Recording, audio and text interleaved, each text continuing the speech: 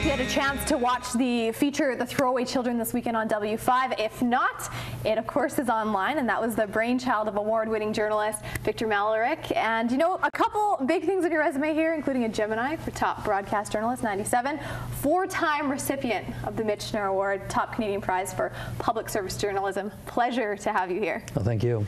Now, Victor, I got to ask, you know, quite the career, more than 30 years.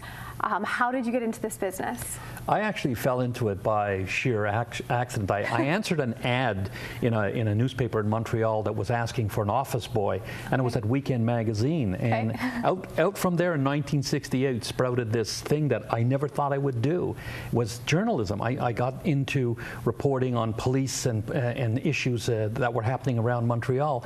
And I was chasing fire trucks and fire ambulances and things like that. And I kept saying, there's got to be more. There's got to be more to this. There's got to be more.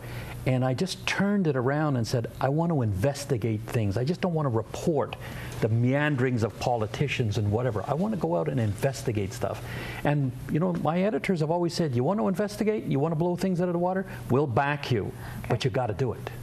It takes a lot of work. Yeah, so talk to me a little bit about that. How does that impact your life? I mean, I assume that this consumes you. Oh yeah, I've always been, I love to fight for the underdog. I hate when people are like bullies and corporations or governments are bullies, and so I go out and I swing the bat for people who don't have a voice. And it's interesting the kinds of stories that will come your way. I mean, I've traveled internationally into war zones, into poverty areas, into famines and whatever, and I've done incredible stories across the country that have helped people, and that gives me that kind of reward. But I'm driven by it. It comes from my childhood, I guess. That's what I was going to ask. Yeah.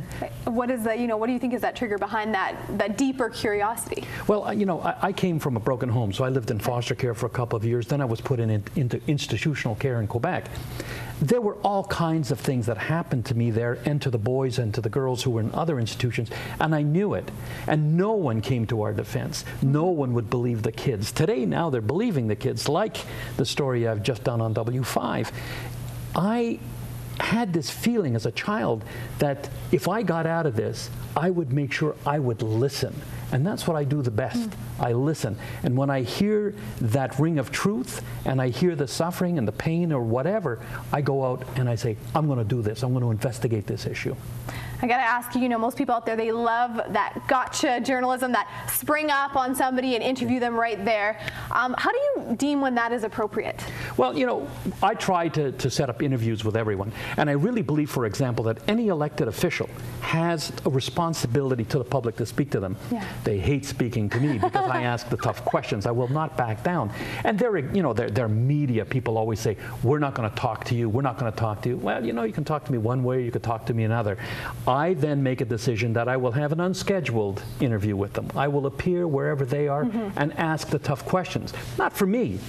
I think that I believe that Canadians have a right to know on any issue that affects people. And if they don't want to talk to me one way, I can always find another. Having said that, though, is there any kind of a gotcha interview that you look back on now and you think, maybe I regret doing that one, maybe it wasn't the best, as you look back on your career? Never. Never? I never go out and do something until I think it out. It's like, when some people get really angry and they're typing away on their computer and they're going to send off an email and press send. I never press send until the next day. I chill out. I look at situations and say, is it time now to go and do this? I don't do things without thinking it through and thinking through the ramifications. I don't want to put someone on the spot who doesn't deserve to be on the spot. Yeah. If they deserve it, they get Victor Malarek.